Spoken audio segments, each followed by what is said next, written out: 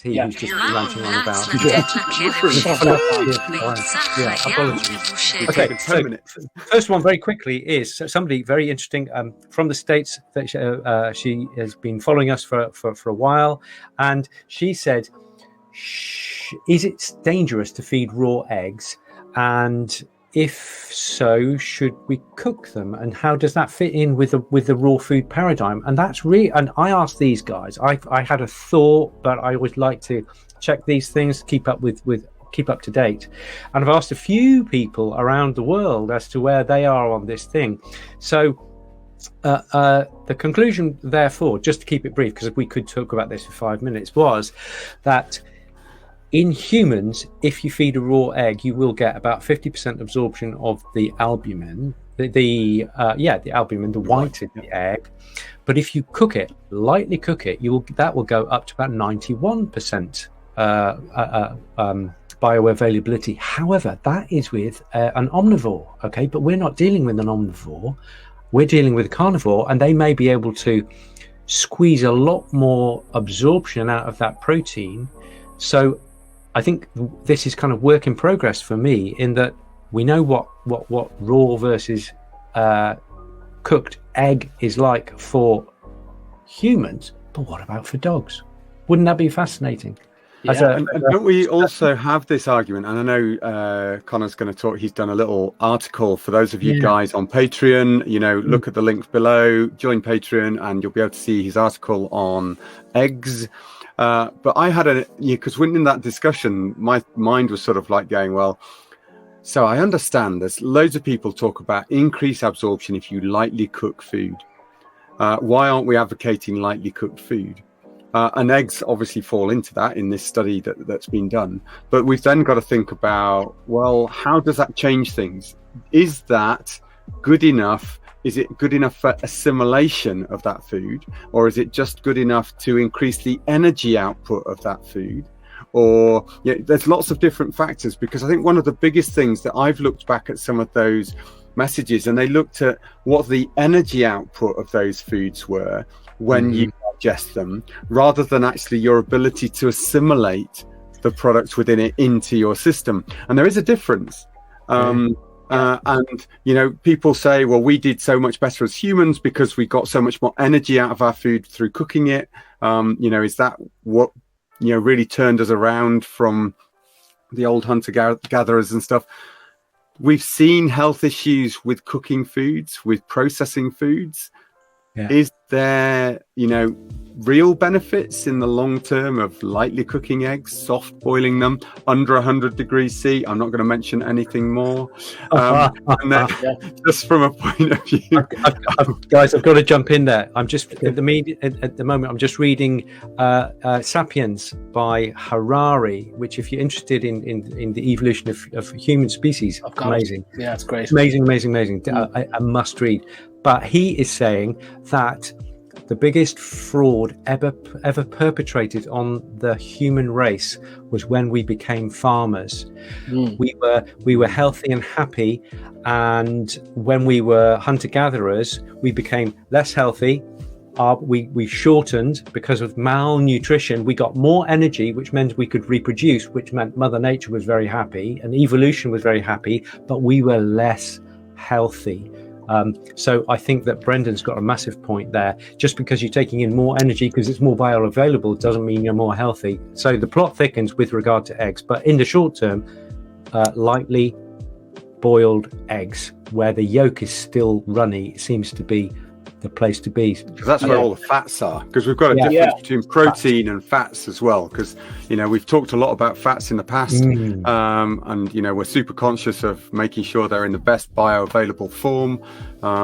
I think we said that eggs at that time seemed to be a really good package for our omega-3s and 6s, but we didn't know how much effect lightly cooking, not high temperatures, as Connor pointed out quite rightly to me. We're not talking getting it above 60 degrees if it's going to be lightly boiled in the yolk, and we're not going to get the Maillard reactions that he was talking about 120 degrees. Is that right, Connor? Yeah, it's anything over 120 for a little bit of time, and you get this Maillard reaction where protein and sugar bond and cross-link, and you get that hard to digest bit of steak. Damn, I overcooked my steak, and find an undigested steak in JR's guts. That's all what that was about. But also, when the egg turns from clear to white, you're looking at a Maillard reaction happening. That's the protein bonding together. And you would have thought, if you allow that to progress, if you cook that at high heat, that becomes very hard to digest. So an overcooked egg is harder to digest. But Nick was spot on with the figures there. 50% digestibility in humans, up to 90% in when you lightly cook it. And it's the same in dogs. There's not a big difference. You would think that dogs have a huge different processing ability to humans.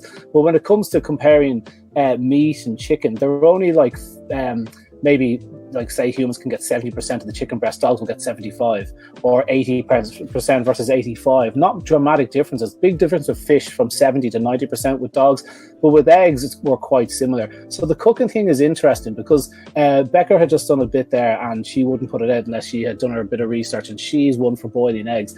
And so we thought, okay, it makes the protein easier to digest, so you get a bit more protein. There's about 6 grams of protein in an egg.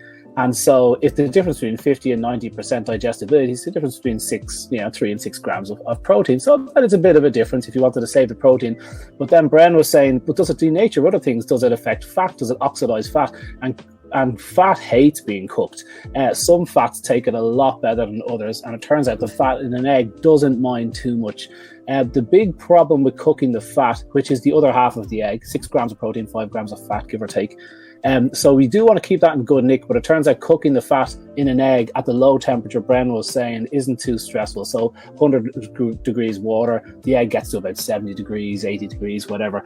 And that's not too bad. If you cook it at a higher temperature, particularly the cholesterol turns nasty. It forms this thing called oxysterols, which I never knew of before. And that's potentially bad with eggs, but not with a lightly boiled egg. The only other thing that Don't scramble them. Don't scramble them. Yeah, fry the hell out of them. But the only other thing is vitamin loss, which nobody has talked about. And there is definitely vitamin loss in cooked eggs. One study found that cooking eggs reduced their vitamin A content by 20%. Not a whole lot. Another found an 18% loss of vitamin D. Not the end of the world. And another found it reduced their antioxidant concentration by 6 to 18%. Only tiny drops in the grand scheme of things. So, like, it does become that way off that you kind of say, well, am I looking for the protein from this egg or the nutrients? And am I overthinking it? So it really depends. Eggs are just incredibly nutritious. I prefer the fresh fat side of things. My dog just gets so much protein, so much amino acids, that I'm not after an egg for the amino acids and the stuff that's in there. I'm actually after for the cool yolk and all the cool vitamins that are in there. So the cooking, the light bit of cooking destroys 2 things in the egg. And a trypsin inhibitor, so you can't digest protein. So the light cooking kills that, and also avidin, which takes the biotin out of the egg. So if you get into the nitty gritty, there's pros and cons of it, but they're kind of minute, and it depends on what you're after. And I'm after a nice fresh yolk. I love fresh fats, so that's where I am on. And there is an environmental question here, because actually, if you're cooking, you're using probably a fuel to heat up the water to boil the eggs. So actually, on a green aspect, I don't think it's a good thing to be cooking your eggs. Yeah. So guys, what about the quality of the protein? Do you think because proteins don't like heat, they will denature because of the sulfide bonds and what have you?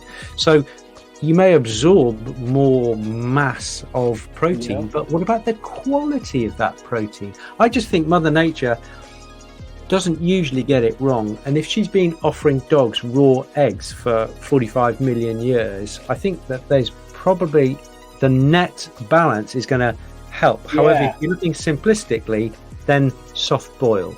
Is that about where we're at so far? If you've nothing else to do and an old soft-boiled egg is your thing, you know what I mean? Go for it. I've got 2 kids and I'm not thinking about soft-boiling these eggs. But look, it's totally up to yourself. I mean, there's pros and cons. Nobody really knows. The energy thing is very interesting. They did a great study on snakes, and they found that cooked food, they get 10% more energy out of cooked food, because if you lightly cook it, you slightly break down the bonds, you uncoil the protein and lay it out a bit, and it makes it easier to digest. So therefore, your body uses less energy to get the job done. So that's probably the energy difference. That it's easier. Well, I don't know. Well, I think if you get more make nutrition, that's the key. Exactly. More I energy, think more nutrition. I think you change the protein structure enough that the body can't assimilate that protein. All it can do is to break it into creating energy. So, it chops off the nitrogen, puts it through a pyruvate pathway, and you release the carbons in the amino acid. Effectively, what you're doing is just using it as a sugar. I mean, it even drives up insulin when you give cooked protein. That's true. The point. You've got to understand that, it comes back to that argument. Yeah. More energy, more nutrition. Yeah, that's the balance. When you're looking at digestibility, really dig down into those papers as to what they're talking about. Are they talking about assimilation of protein or energy? And I think that's a really fine point. And I think the denature of protein happens up at the higher levels. I believe it happens up at the Maillard reaction type level, 120 degrees, where you really insult the protein. Ultra processing, kibble, for example, is a perfect example. Canned food, which is 110 for 30 minutes, but still. So it's really denaturing the protein, I think, makes it hard to digest, makes it hard to assimilate. I wonder, would 70, 80 degrees do that to a protein? I'd love to know. If there's any chemists out there that could answer that question, guys, we would love to know the answer. So where are you on the cooked or raw? Where are we? I'm right in the middle now. I was actually, cooked until now I'm back to it. I don't care enough. Do you know what? This just goes to show to all of those guys out there watching us, we can talk about anything for over 15 minutes. And we said that we were going to crack through these questions, pardon the pun. So I've got a question here. It's a slightly eggy question from Harry Collett. He says, why does my 9-year-old poodle get acid reflux after raw egg? Never used to. The plot thickens. Could it be too much fat? Poached eggs are glorious, which I presume she means that poached eggs don't do it. Go. What do you reckon? How many drunken people have taken a raw egg and then couldn't hold it? I mean, I don't know what that is. I would say it's a fat thing. I'd say it's a fat thing myself, because the raw egg is going to be just pure, honest to God fat in the yolk. Whereas when you cook it, you're maybe going to change. Maybe your dog just doesn't like the feel of it sliding down the throat into the stomach, and it turns them into a bit of. It does feel disgusting. It does feel disgusting. Raw egg. He's obviously done the drunken trick. Anyway, we were supposed to do about like a couple of minutes on each question, and we managed to fill up 15 minutes on that one. So we cannot do. It's enough about eggs. This is why this FAQ is never going to end. We're going to be doing this when we're old grey. הרפואה הגדולה מכולן היא ללמד אנשים איך לא להזדקק לה. נשמח שתשתפו את הסרטון הזה בקבוצות האכלה לכלבים אחרות. ואלה היו Road Medics, וטרינרים ואנשי מדע הדנים בתזונה, בריאות ואורח חיים של כלבים. לעוד מידע, הדרכה וייעוץ בתזונה ובבריאות לכלבים ולחתולים שלכם, כנסו לקבוצת הפייסבוק שלנו, כלבים וחתולים חוזרים אל אמא טבע.